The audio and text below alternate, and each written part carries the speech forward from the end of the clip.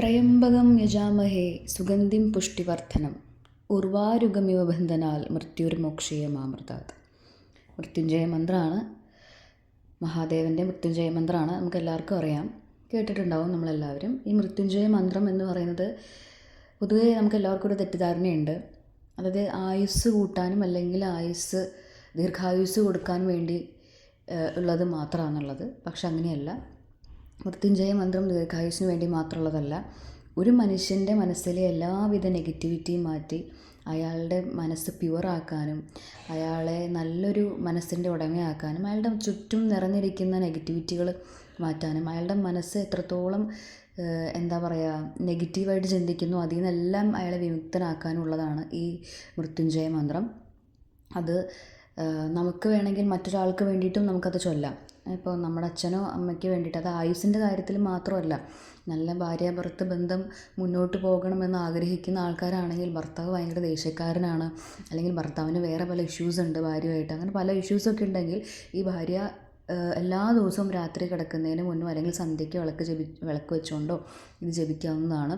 24 മണിക്കൂറും നമുക്ക് വേണമെങ്കിൽ ജപിക്കാം. അതിന് സമയവും കാലവും ഒന്നുമില്ല മൃത്യുഞ്ജയ മന്ത്രത്തിന് കേട്ടോ. വളരെ പവർഫുള്ളായിട്ടുള്ളൊരു മന്ത്രമാണ്. മൃത്യുഞ്ജയ മന്ത്രത്തിൻ്റെ പവർ എന്താണ് എന്നറിയണമെന്നുണ്ടെങ്കിൽ നിങ്ങൾ ജസ്റ്റ് ഒന്ന് ഗൂഗിൾ ചെയ്ത് നോക്കിയാൽ മതി. The power of Mrityunjaya mantra and the benefits of Mrityunjaya mantra. അപ്പോൾ എല്ലാ വക റിലേഷനുകൾക്കും, അത് ഭാര്യാഭർത്തൃ ബന്ധം എന്ന് വെച്ചാൽ ഏറ്റവും പ്യുറസ്റ്റ് ആണല്ലോ. അതുപോലെ തന്നെ അച്ഛൻ അമ്മ, അതുപോലെ തന്നെ ചേട്ടൻ ചേച്ചി, ഇവരൊക്കെ പിണങ്ങി നിൽക്കുന്ന ആൾക്കാർ, നമ്മളുമായി പിണങ്ങി നിൽക്കുന്ന ആൾക്കാർ തിരികെ വരണോ, അല്ലെങ്കിൽ അങ്ങനത്തെയൊക്കെയുള്ള കാര്യങ്ങൾക്ക് ഈ മൃത്യുഞ്ജയ മന്ത്രം വളരെയധികം യൂസ്ഫുള്ളാണ്.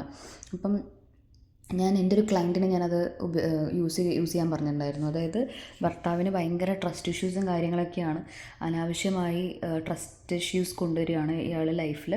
അങ്ങനെ വന്നപ്പോൾ ഭാര്യയോട് ഞാൻ പറഞ്ഞു കൊടുത്തൊരു ടെക്നിക്കാണ് ഇത്. ഈ സ്ത്രീ ആണെങ്കിൽ ഭയങ്കര ശിവഭക്തിയാണ്. വഴിപാടും കാര്യങ്ങളും എല്ലാത്തിനും പുറമേ, മഹാദേവനുള്ള വഴിപാടും കാര്യങ്ങൾക്ക് എല്ലാത്തിനും പുറമേ ഞാൻ പറഞ്ഞു, ഭർത്താവിൻ്റെ ഫോട്ടോ എടുത്ത് വെച്ച് കഴിഞ്ഞിട്ട് രാത്രി കിടക്കുന്നതിന് മുന്നേ ഭർത്താവിൻ്റെ ഫോട്ടോ വെച്ച് കഴിഞ്ഞിട്ട് എന്നും രാത്രി മൃത്യുഞ്ജയ മന്ത്രം ചൊല്ലുക. അത് രാത്രി കിടക്കുന്നതിന് മുന്നേ തന്നെയല്ല, അയാളെ വിചാരിച്ച് ഇപ്പോഴും എങ്ങനെ ചൊല്ലിക്കൊണ്ടേയിരിക്കുക. ഇപ്പോൾ അവർ ഹാപ്പിയായിട്ട് സന്തോഷമായിട്ട് പോകുന്നു.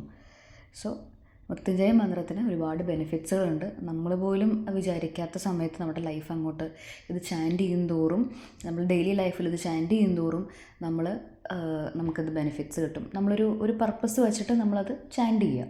ഓക്കെ, അപ്പോൾ എല്ലാവരും ഇത് ചെയ്യുക കേട്ടോ.